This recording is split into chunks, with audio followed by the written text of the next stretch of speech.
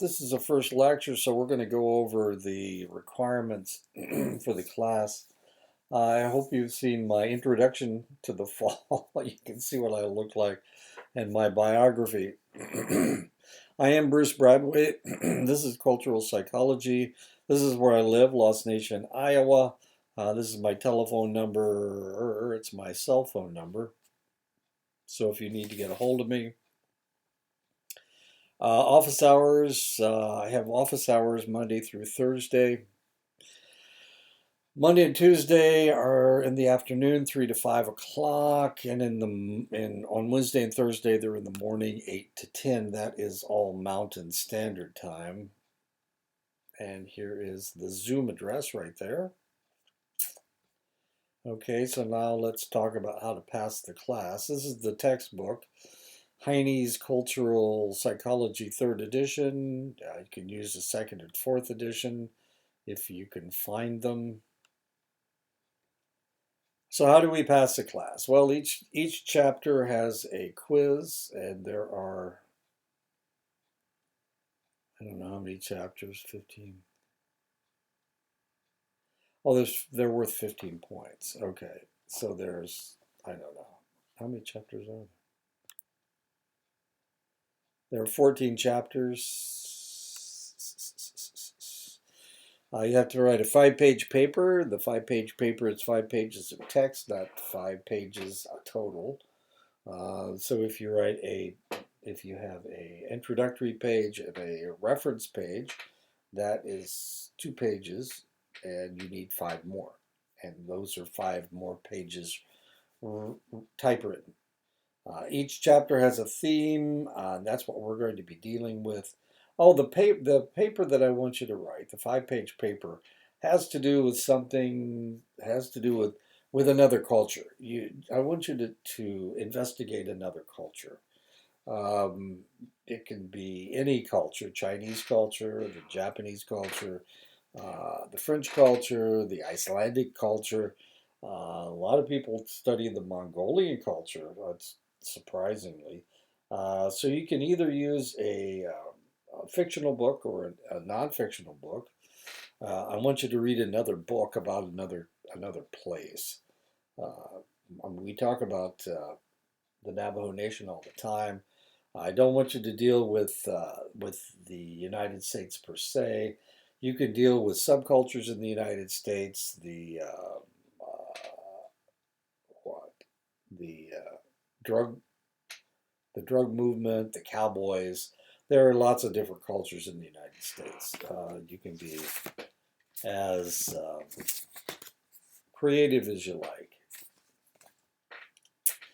So that's what I want you to do. I want you to read a book about something. Doggone it, we just all we talk about is the Navajo Nation and Western society, and I'd like you to read something about someplace else.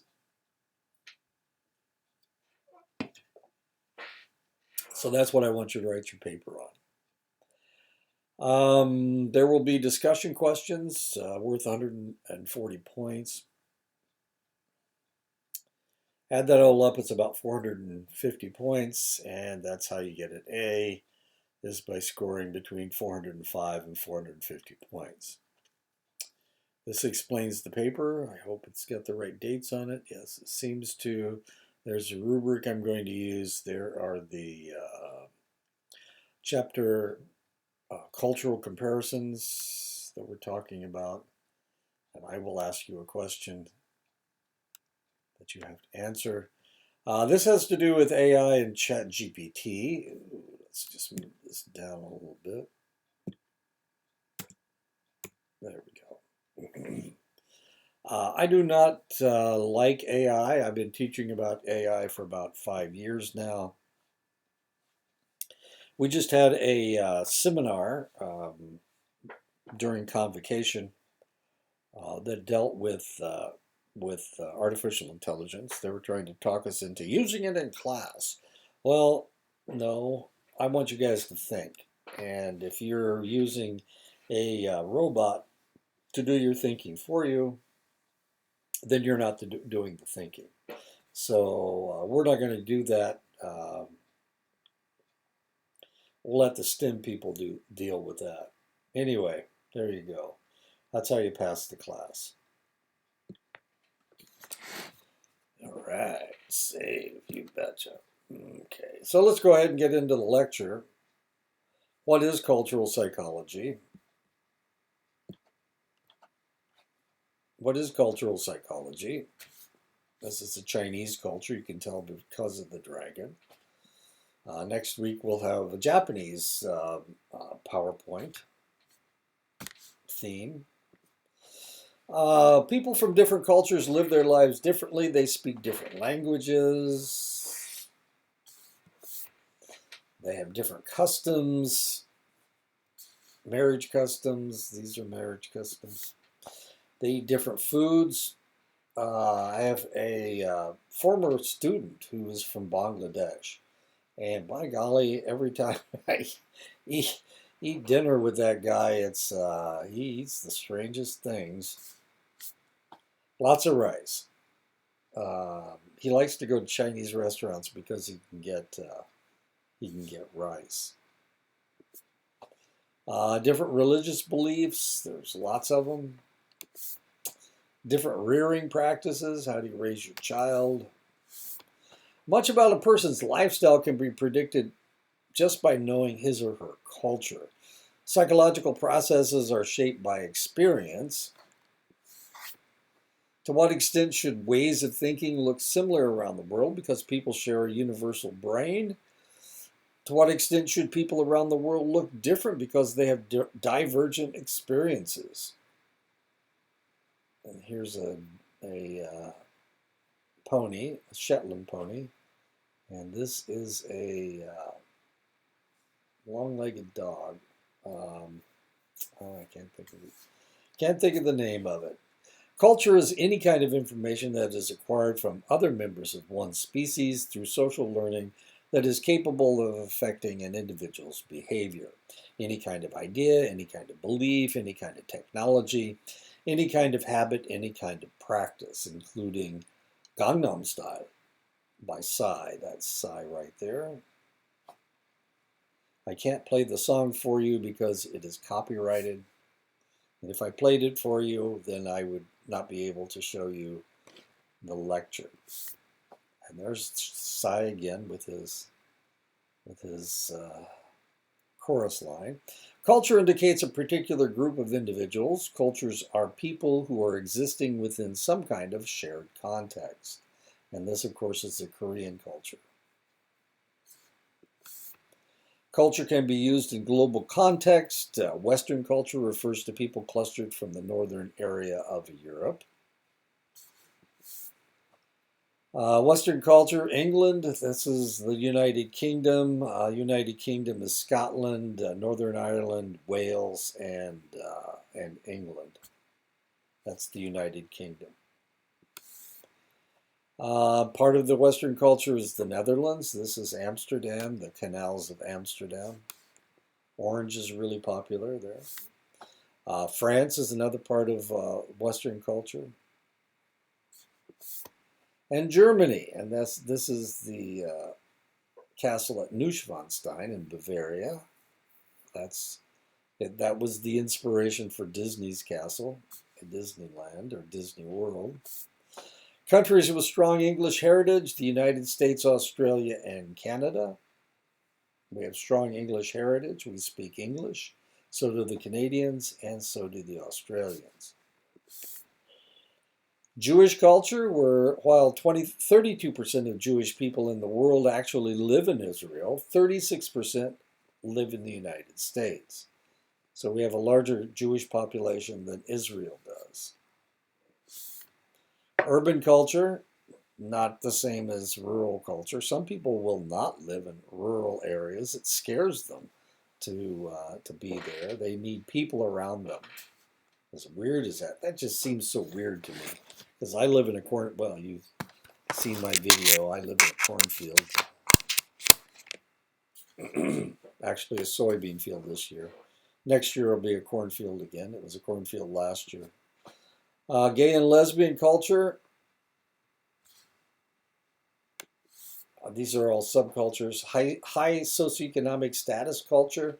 Weird. It's weird, really weird, because my daughter, the man that she was dating when she got pregnant, he comes from a rich family, and so when you visit his his mother lives in a gated community in Florida.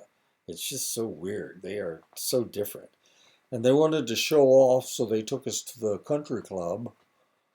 So there you go. I got to go to the country club. Wasn't impressed even a little bit.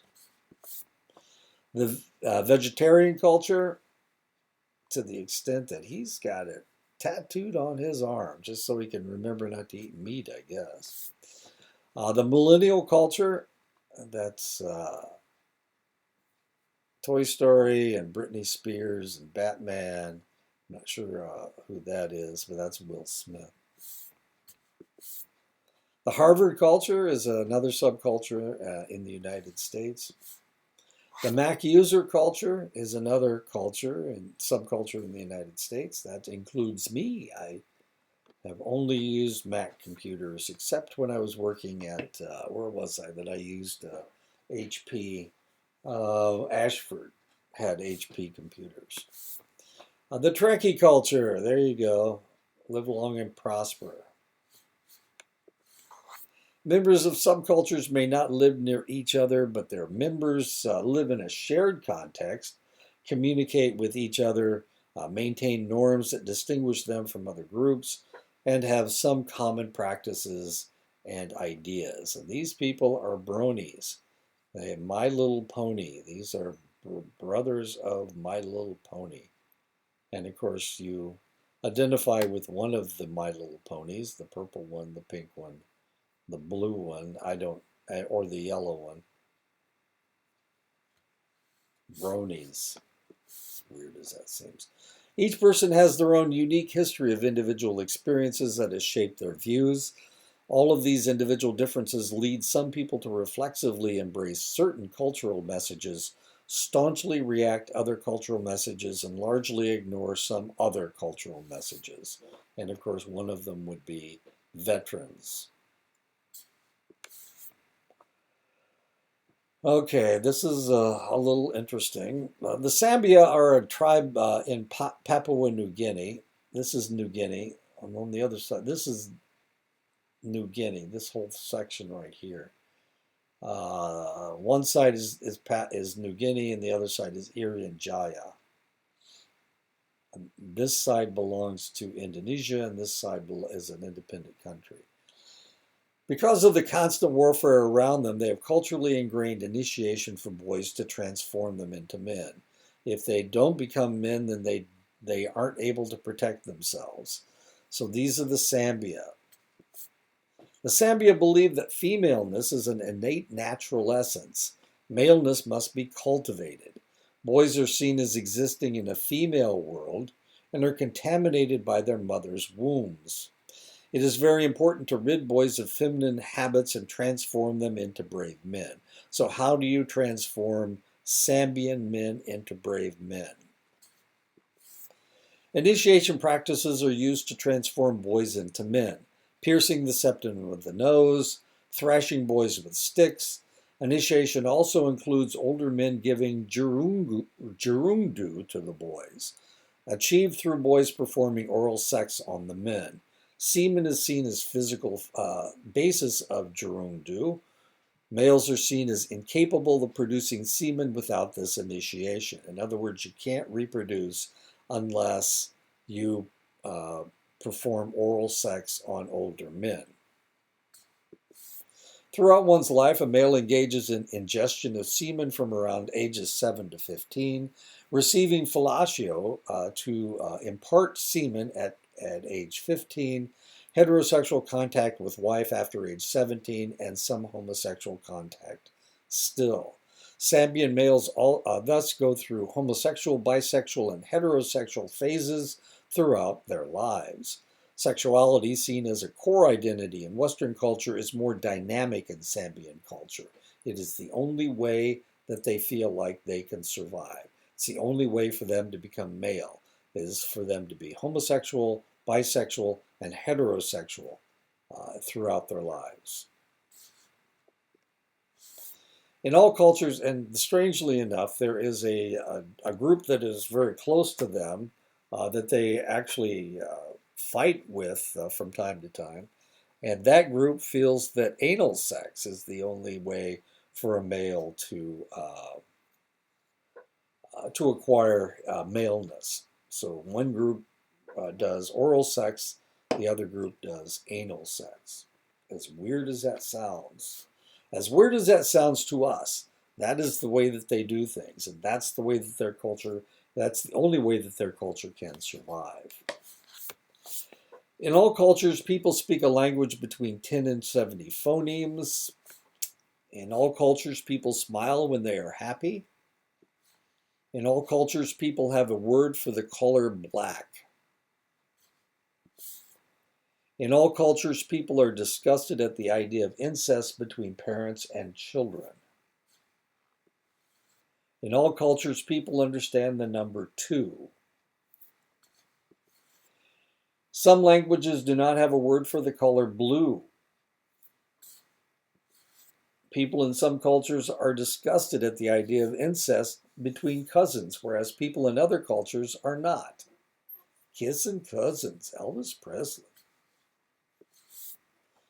A female student going out for coffee might mean for that student a chance to quench her thirst, a demonstration that she has quit her diet, an effort to wake herself up so that she can study, an opportunity to pursue a romantic partner. This is why she goes out for coffee. In some other cultural contexts, women going to a coffee shop on her own is not seen as appropriate. People in her culture do not strive for ideal body weights. It is considered sinful to seek artificial stimulants to obtain energy. Romantic relationships are typically arranged by family members. So in one culture, it is common, and in another culture, it is taboo. Small mammals and birds that depend on spatial memory for food storage have unusually large volumes in their hippocampi relative to other species. The longer a London cab driver has been driving a cab, the larger his posterior hippocampus becomes. The nature of the brain is not fixed from birth, but rather changes in the response to certain experiences. And because cultures provide people with particular sets of experiences on a daily basis, we can see how cultural influences could change their brain. Although people around the world are born with relatively the same brains, with time they come to have different brains by way of their different cultural experiences. Sorry, I got the hiccups.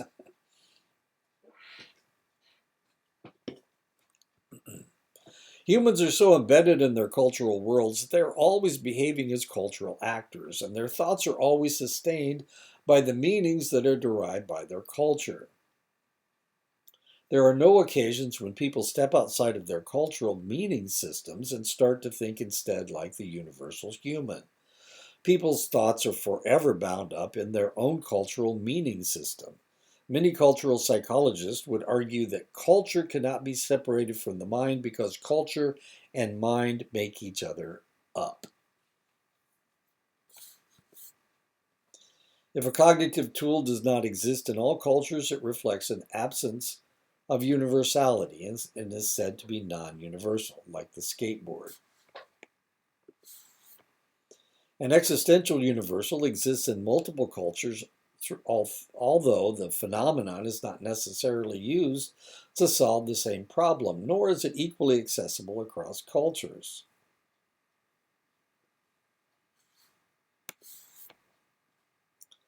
A functional universal exists in multiple cultures, is used to solve the same problems across cultures, yet are more accessible to people from one culture than another. And this hat is an example of that.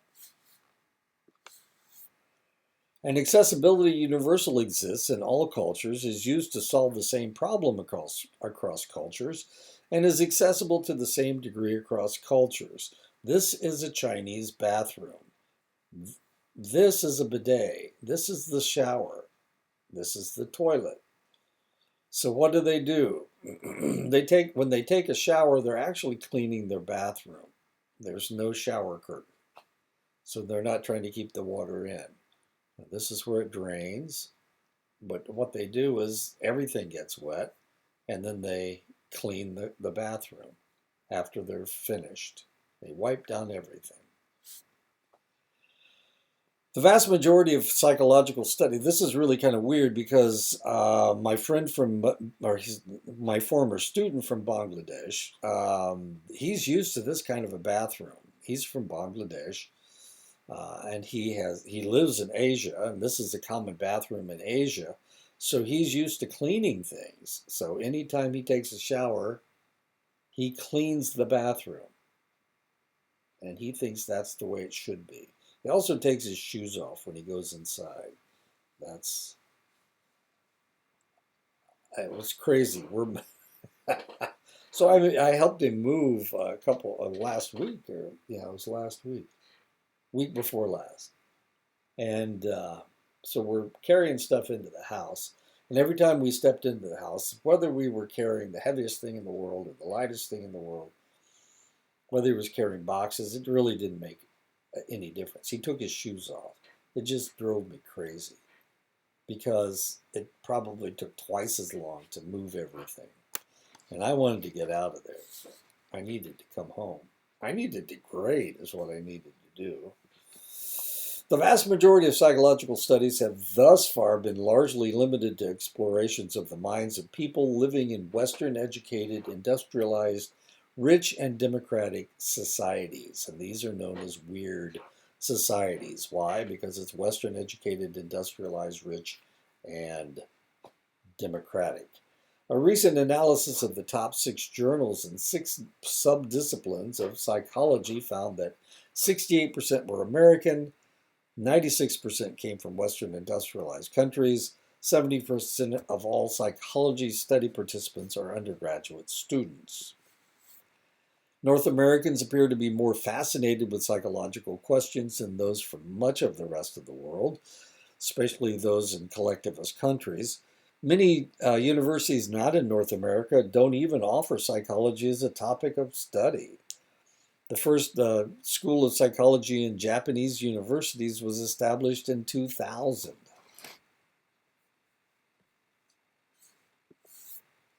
Some people in the diversity movement maintain a colorblind or culture blind approach to looking at people. People are the same wherever you go.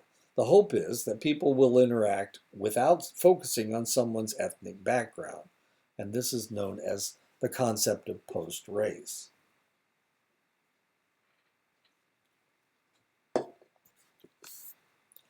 Attending to and respecting group differences is frequently called the multicultural approach.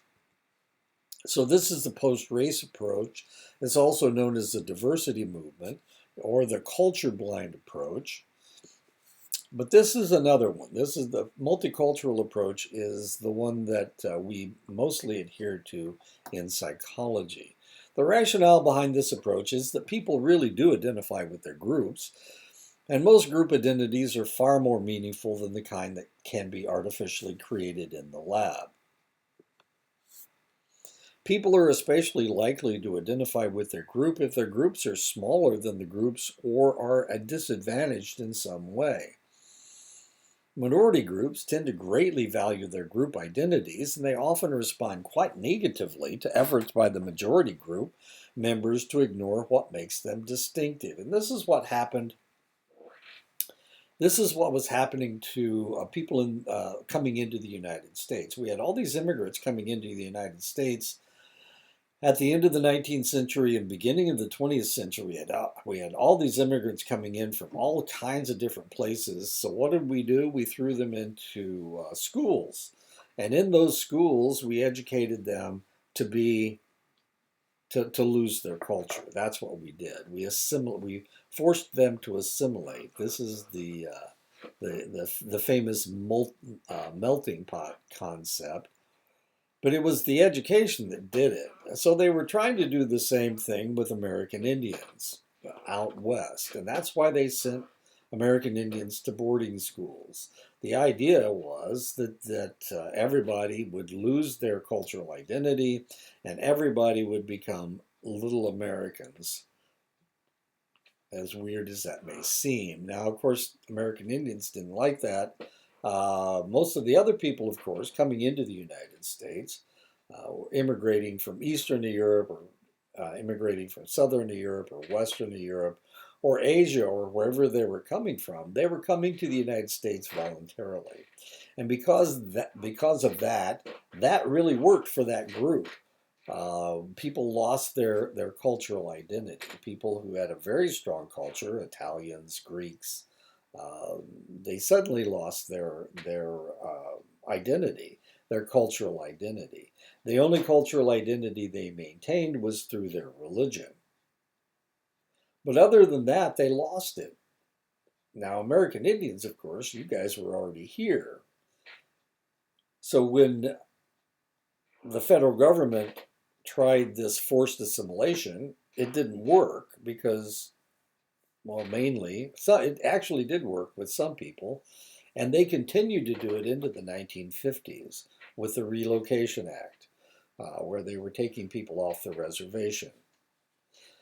But now you can understand, and you should understand, you should be cognizant of the fact that the federal government was not doing this to destroy American Indians. They were doing this to take the culture away from everybody. That was the idea. They were going to change everybody's culture. They were going to force them to give it up. And of course, it worked with most of the immigrants coming into the United States. And the reason it worked is because they were coming in voluntarily and they wanted to change. There was something wrong with wherever they came from, and they wanted a better life in the United States. So and that was one of the things that they lost was their cultural identity. They kept their religion, but they lost their cultural identity. With American Indians, of course, it was the very opposite. Forced assimilation was anathema. It was a very negative thing. So now you understand why the federal government did it. The other thing about boarding schools is that in the East Coast, in the East, the people that go to boarding schools are the rich people. They send their children to boarding schools. So when they sent American Indians to boarding schools, the idea was, hey, look, you're getting something that these kids in New York City, they don't get to go to boarding school; they have to go to public school. Anyway, it's historical, and it's everything is from everybody else's or from your perspective. You need to look at things from your perspective, but understand that there is another perspective out there.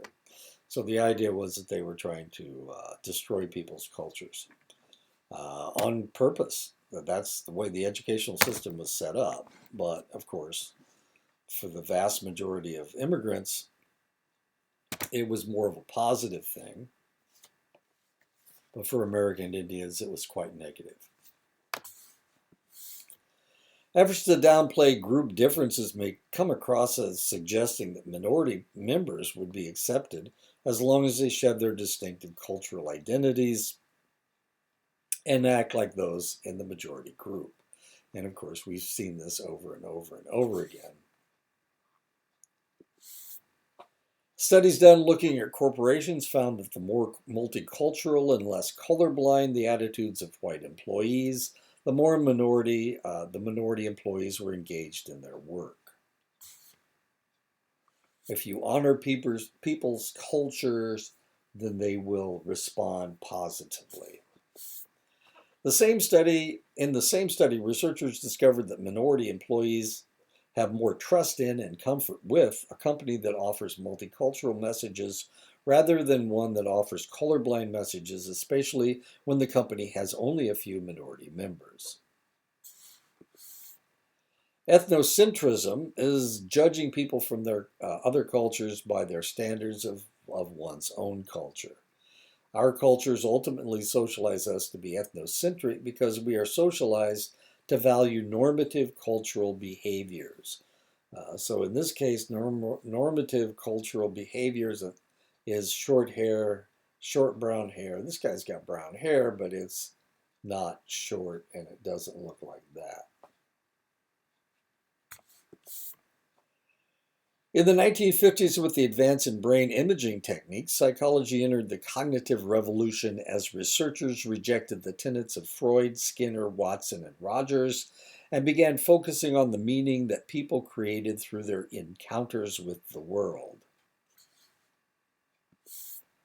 But one of the fathers of the cognitive revolution, Jerome Bruner, argued that the proponents of the cognitive revolution had become distracted from its initial vision by becoming more concerned with computer metaphors for understanding the functioning of the mind. Now, this is really kind of funny because I was teaching, not in the 50s, of course, but in the 80s and 90s, I was teaching cognitive psychology. And this was one of my complaints about cognitive psychology was the fact that they focused on computer metaphors. Now, of course, the computers in the 1980s and late 1980s and early 1990s weren't nearly as powerful as they are today. And it seemed insulting to pretend that the brain was like a computer because computers were slow and clunky. Meaning became replaced with information. Meaning making became replaced with information processing.